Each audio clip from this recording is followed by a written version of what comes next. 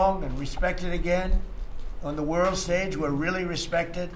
In fact, I went to a NATO and they were calling me the president of Europe. We're doing very well. We have a lot of respect. As you know, we have a problem with a war that our people are trying to settle now with Russia and Ukraine. We are not involved in the war monetarily anymore. Biden gave away $350 billion like it was candy. That's a massive amount of money. And much of it in cash, a lot of it in equipment. I don't give away anything. We sell the equipment to NATO. The European nations pay us for the equipment, 100% price. And then they bring it to Ukraine or whatever they do with it.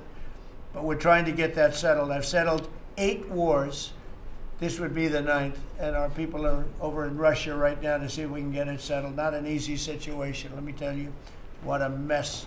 It's a war that never would have happened if I were president. Not even a chance. And it didn't happen for 4 years. We've renamed the Department of Defense the Department of War, and I thought that would be controversial. And frankly, I tell you what, I haven't met one person. There's not one person I've met that doesn't like it. You know, think of it. We won World War I, World War II, everything in between, everything before it. And then we said, let's change the name. So we changed it back to what it was, Department of War, and Pete's doing a great job. We ended 8 wars, think of that. 8 wars, but we're going to do one more, I think. I hope. Every time I end a war, they say, if President Trump ends that war, he's going to get the Nobel Prize. If I end that war.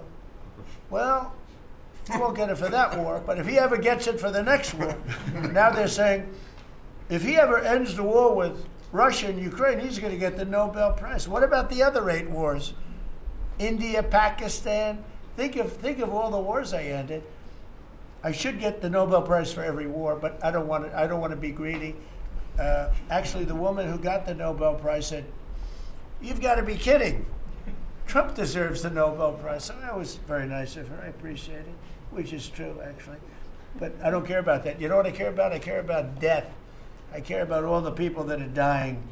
And last month, 27,000 young people died, mostly young people, mostly soldiers, despite some missiles being shot into Kiev and other places. But think of it, mostly young people. 27,000 people died between Russia and Ukraine last month. What a shame. So we're resorting. We haven't discussed specific wording, specific U.S. proposals, but we have discussed the essence of these U.S. documents.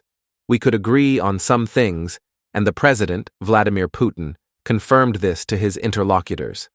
Other things provoked criticism, and the President also didn't hide our critical and even negative attitude toward a number of proposals. Territorial issues were specifically discussed, without which we see no resolution to the crisis. Huge prospects for future economic cooperation between the two countries was also discussed. So far, a compromise hasn't been found. Some of the American proposals seem more or less acceptable, but they need to be discussed. Some of the wording that was proposed to us doesn't suit us, so the work will continue. As for a possible meeting at the presidential level, that will depend on the progress we are able to achieve along this path. We will continue to work diligently and persistently through the channels of advisors, foreign ministries, and other relevant agencies.